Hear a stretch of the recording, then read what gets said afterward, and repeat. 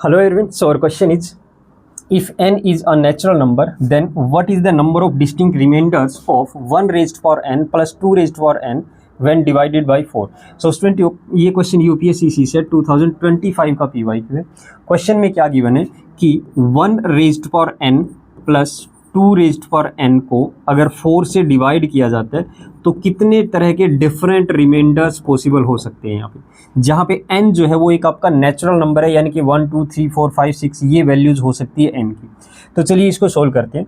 इसे सोल्व करने के से पहले आप एक बात को समझिए कि 1 रेज्ड पावर n जो है इसकी वैल्यू n की कोई भी वैल्यू हो उसके लिए इसकी जो वैल्यू है 1 रेज्ड पावर n की वैल्यू हमेशा 1 ही रहेगी, और अगर 1 को 4 से डिवाइड किया जाता है तो रिमाइंडर आपको हमेशा 1 ही मिलेगा, राइट। एक बात तो ये।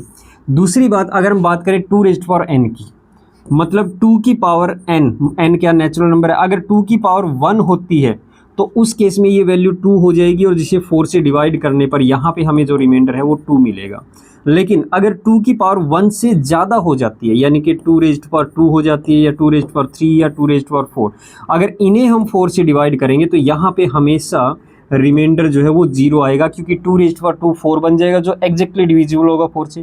2 रेज्ड पावर 3 8 बन जाएगा जो कि 4 से एग्जैक्टली डिविजिबल होगा। पावर 4 होगी तो 16 जो कि एग्जैक्टली डिविजिबल होगा 4 से।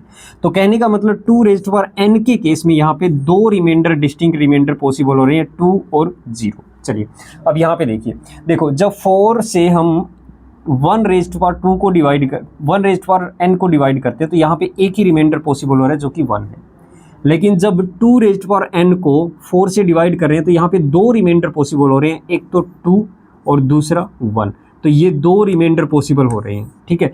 तो अब बात आती है कि इस कंप्लीट को जब 4 से डिवाइड किया जाएगा तो क्या क्या रिमाइंडर पॉसिबल हो सकते हैं। तो हम यहाँ पे 2 केस लेते हैं। एक केस तो तब जब 2 रेज्ड पावर n को 4 से डिवाइड करने पर 2 रिमाइंडर आ रहा है। दूसरा केस ये जब रिमाइंडर 1 आ रहा है। तो यहाँ पे अलग अलग 2 केस में जो रिमाइंडर बनेंगे वो आपके क्या क्या बन जाएंगे। एक तो बन जाएगा 1 + 2 3 रिमाइंडर, यानी कि जब 2 की पावर 1 है और 1 की पावर 1 है तो दोनों केस में रिमाइंडर यहाँ पे 1 आएगा, यहाँ पे 2 आएगा, तो टोटल रिमाइंडर 3 आ जाएगा।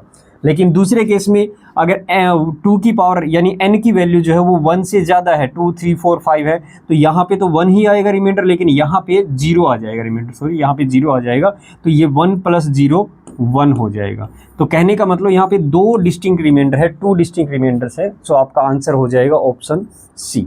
ओके स्टूडेंट, आई होप आपको क्वेश्चन क्लियर हो गया होगा। Thank you.